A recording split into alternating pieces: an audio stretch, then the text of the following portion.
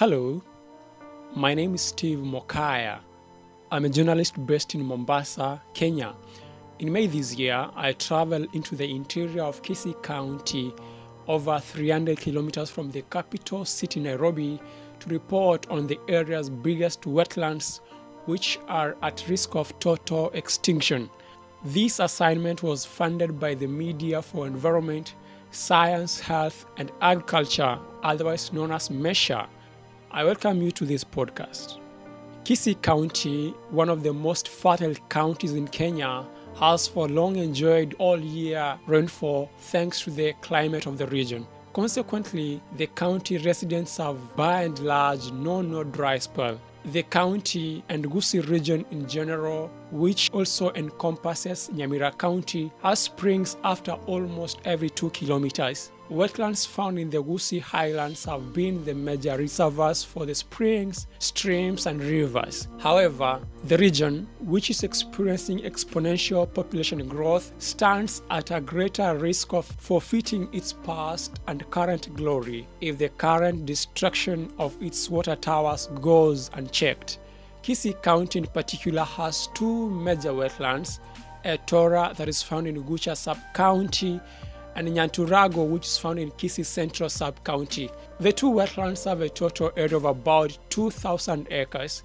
They are sources of about 20 streams and springs, and their waters feed into River Gucha, Kisii region's most significant river. Directly and indirectly, the wetlands serve over 1.2 million people in Kisii County and beyond. Despite their huge importance, the wetlands have come under wanton destruction, encroachment and grabbing by the locals, government bodies and a private company.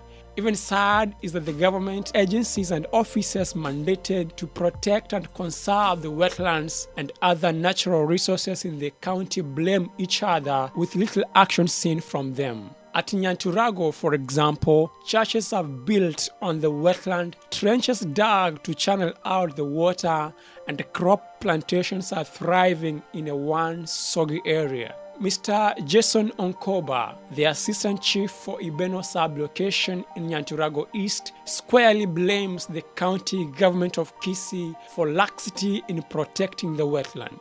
On that land, the marshland, at the moment is the county government custodian. However, it has been encroached, but they're still the custodian. Umeona kuna mashule huko, makanisa. It is the county government that has not actually done the proper protection. And you see, us as the people on the ground, we cannot do much because we are not the owners. Unless the county government comes on board, it will support. Elsewhere at Etora wetland, which lies about 30 kilometers west of Nyanturago wetland, people have constructed houses deep into the wetland. They said they have nowhere else to put up houses, and like Nyanturago, brick making thrives here too, almost competing with crop farming, which is the area's economic mainstay. Interestingly, Robert Osoro, the area assistant chief at Etora sub-location, is convinced that the harm that has befallen on the wetland can't be undone.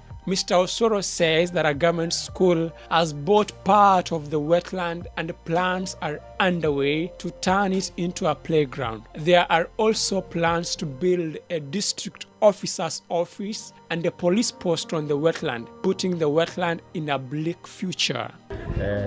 Watu wameencroach na vile unajua mashamba Kisii imekuwa kidogo sana. So watu wanang'ang'ania. Hiyo wetland yenye iko hapo karibu na shopping center ya Itibo, wajua shule imechukua uwanja, itajenga uwanja stadium. Tumeweka police post hapo. Tunataka kujenga hata ofisi ya DO.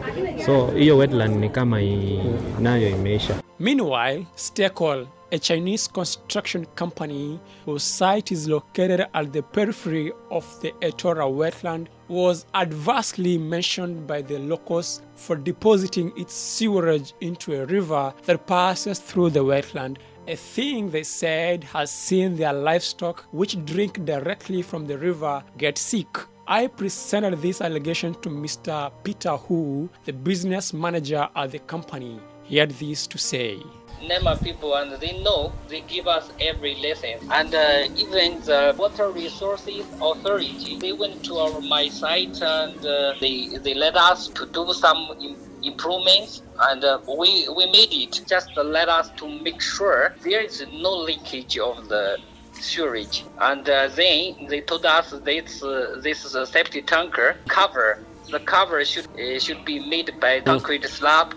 It is worth noting that in February this year, after an outcry from the people living near the two wetlands, the National Environmental Complaints Committee, NEC, visited Kisii County to find a way to end further destruction and pollution of the wetlands. NEC is the body charged with the task of investigating complaints or allegations regarding the condition of the environment in Kenya and suspected cases of environmental degradation. By the end of the visit, and after a series of meetings with the county government officials, a tentative committee was put up to look into the issues raised.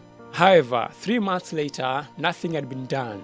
Mr. Leonard Ofula, the Kisii County Director for the National Environment Management Authority, NEMA, said the committee formed by NEC was illegal. That committee is not a legal committee. A legal committee is supposed to be chaired by the governor and NEMA as the secretary. But now, because of the executive order that was issued by the president, that's why we intended now to have our committee. And in fact, the county commissioner has called us for a meeting on Monday to discuss on how we can form that committee. Further, Mr. Ofula absolves NEMA from the sad state of the wetlands and shifts blame elsewhere. When it comes to the issue of wetland, it's not NEMA alone. NEMA is, we are a regulating authority and we are supervising what lead agencies are doing. Number one agency that we are supposed to talk to is WARA, Water Resource Authority, and then county government. They are the owners of those areas. Then we come in as a regulator. While at it, the county director says most people have planted eucalyptus trees in the wetlands, a thing he said is a major setback to the wetlands' well-being. The major problem that we had in those areas was the plantation of eucalyptus trees. We have been trying to educate the people on the importance of planting something different from eucalyptus trees that are indigenous. Some people have done it, but most people have not. Thomas Gesengi, the Gucha Migori Shoreline Regional Director for the Water Resources Authority, a state corporation that is mandated with regulation and management of water resources in Kenya, also exonerated his office of blame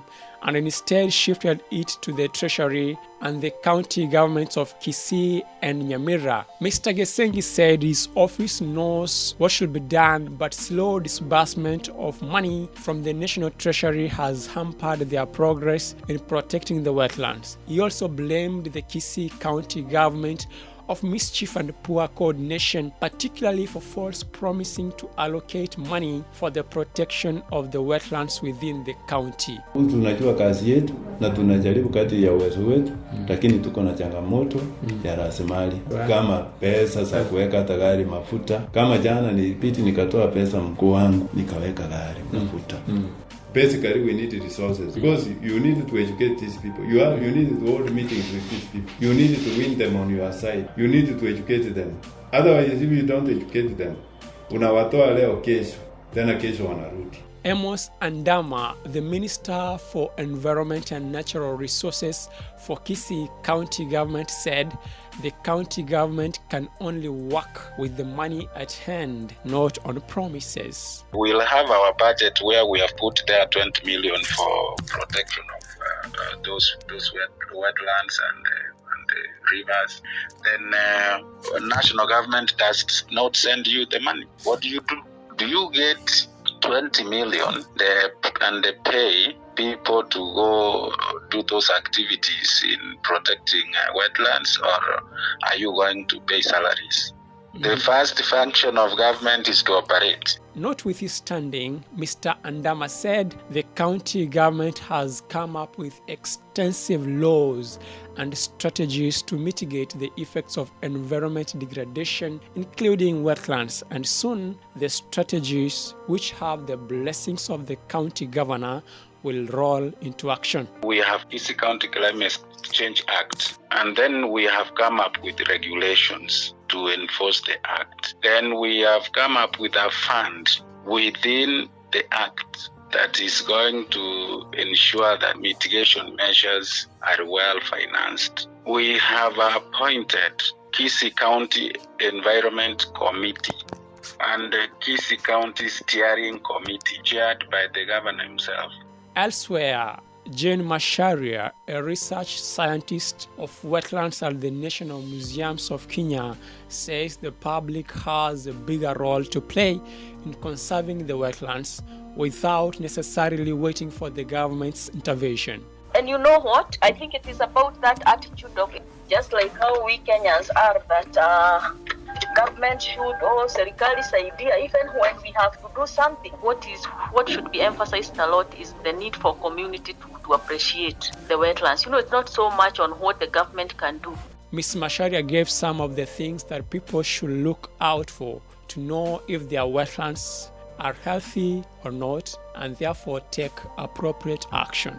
Like some of the indicators of a good, healthy, quality wetlands is like, you remember the beetles, the black things that swim in the water. That is something that community should see and see. These things are no longer there, meaning this water is not okay. Birds like cranes are indicators of a healthy wetland. When you don't see fish, and instead these things are replaced by some other funny things that survive in dirty water, you know, such that even the people can see, here there is alarm here, you know. Blame games and finger pointing from one office to another notwithstanding, Dr. Justri Lumumba, the chairperson of the National Environment Complaints Committee, remained adamant that in the fullness of time, his office will evacuate all the illegal occupants of the wetlands in question. Most county governments, they have reclaimed most of those wetlands. You know, wetlands, and if we don't protect them, we might not have water in the whole of Kisii. Just because you want to protect a few people, it's not good. Many thanks for listening. Until next time, bye.